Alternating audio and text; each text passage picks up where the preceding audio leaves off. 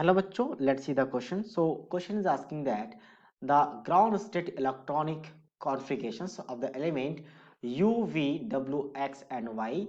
These symbols do not have any chemical significance as follows. Means ground state electronic configuration given है इन सभी 5 elements का और यहाँ पे मेन क्वेश्चन पूछा गया है determine which sequence of the element satisfy the following statement. तो यहाँ पे 4 स्टेटमेंट है, हमें देखना है कि कौन सा स्टेटमेंट किस एलिमेंट के लिए सेटिस्फाई कर रहा है। सबसे पहला एलिमेंट स्टेटमेंट क्या है, element form a carbonate which do not decompose by heating.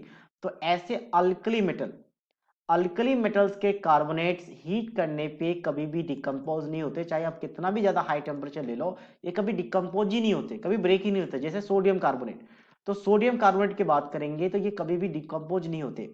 और अल्कली मेटल्स के लिए आउटर मोस्ट में इलेक्ट्रॉनिक कॉन्फ़िगरेशन होता है NS1, जो कि ग्रुप फर्स्ट से बिलोंग करता है। तो फर्स्ट ग्रुप है NS1 होता है, तो NS1 कहां पे दिख रहा है मुझे, V में दिख रहा है। मतलब पहला किसके के साथ मैच कर रहा है, V के साथ मैच कर रहा है। नेक्स्ट हम बात करते हैं सेकंड स्टेटमेंट की तरफ चलते हैं। क्या है यहाँ पे, element is most likely to form coloured ionic compound. तो कलर्ड आयनिक कंपाउंड के लिए या तो sp_d है, F ब्लॉक है।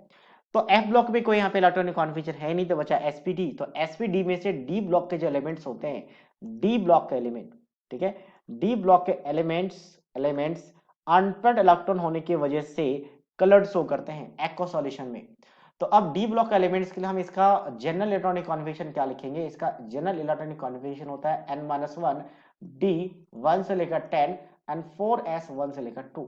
तो ऐसा इलेक्ट्रॉनिक कॉन्फ़िगरेशन कहां सेटिस्फाई कर रहा है आपका, यहाँ पे आई गेस इसमें 3d5 यहाँ पे मिल चुका है हमें 3d5।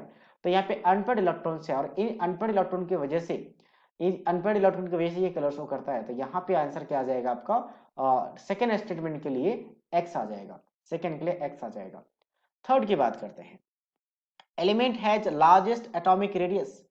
तो लार्जेस्ट एटॉमिक रेडियस कब आता है, जब वंडरवॉल रेडियस की बात होती है। जब वंडरवॉल रेडियस की बात होगी तो हम लार्जेस्ट की बात करेंगे, क्योंकि बाकी जो रेडियस है उनका रेडियस बहुत ही कम होता है as compare to van der Waals radius. क्योंकि अगर आयनिक रेडियस की बात करें तो दो आयंस के बीच, जैसे Na पॉजिटिव और Cl नेगेटिव के बीच का रेडियस देखा जाता है आयनिक रेडियस। या फिर अगर मैं बात करूं कोवेलेंट रेडियस, तो कोवेलेंट मॉलिक्यूल्स में होते हैं। बट वंडरवॉल रेडियस क्या होता है, दो मॉलिक्यूल्स या दो एटम के बीच देखा जाता है, तो ये रेडियस काफी ज्यादा हाई रहती है।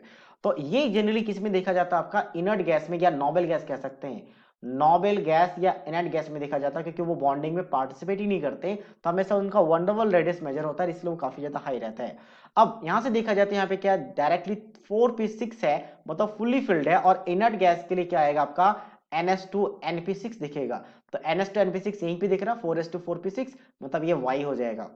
नेक्स्ट हम बात करते हैं इसके बाद, element form only acidic oxide. तो जो नॉन मेटल होते हैं, नॉन मेटल, तो नॉन मेटल के जो ऑक्साइड्स होते हैं वो आपका एसिडिक होते हैं। उसमें से भी 3 एलिमेंट्स को छोड़कर, जैसे carbon monoxide, carbon nitrogen monoxide और डाई नाइट्रोजन ऑक्साइड, ये तीनों न्यूट्रल होते हैं। तो ये नॉन मेटल के साथ ये न्यूट्रल्स होते हैं। इनके अलावा जो भी नॉन मेटल्स होंगे उनका जो ऑक्साइड होगा एसिडिक होगा। तो हमें नॉन मेटल ढूंढना है। अब ये Y तो आपके पास इनर्ट गैस है, ये कैंसिल आउट हो चुका है, ये कैंसिल आउट हो चुका है। ये क्या आपका S ब्लॉक का एलिमेंट, सॉरी D ब्लॉक का एलिमेंट है, ये भी कैंसिल, क्योंकि D ब्लॉक के सारे मेटल है। यहाँ पे क्या आपका 3p2 है और यहाँ पे 3s है। 3s का मतलब क्या है, यहाँ पे भी 3s का मतलब हो चुका है, ये आपके पास क्या बनेगा, ये आपके पास S ब्लॉक का एलिमेंट होगा, ठीक है, last electron S block alkali metal. Next हम बात करते हैं 2p2 और 2p3, 2p3 और 3p2, इन दोनों की बात करते हैं। तो यहाँ पे 1s2 2s2 3p3 एक्चुअल में नाइट्रोजन के लिए होता है, नाइट्रोजन के लिए। तो नाइट्रोजन का ऑक्साइड न्यूट्रल भी हो सकता है और एसिडिक भी हो सकता है, बट हमें ओनली एसिडिक चाहिए, इसका मतलब ये वाला नहीं आएगा, तो यहाँ पे आ जाएगा। और ये बेसिकली किसके लिए, सिलिकॉन के लिए है, और सिलिकॉन का ऑक्साइड हमेशा एसिडिक ही होता है। तो यहाँ पे क्या आ जाएगा, W आ जाएगा। मैंने आंसर क्या बन रहा है, WXYZ, सॉरी YW, VXYW। तो VXYW कहां पे बन रहा है, VXYW, so option B. So that means option B is the right answer of this question. So I hope you understood it well. All the best.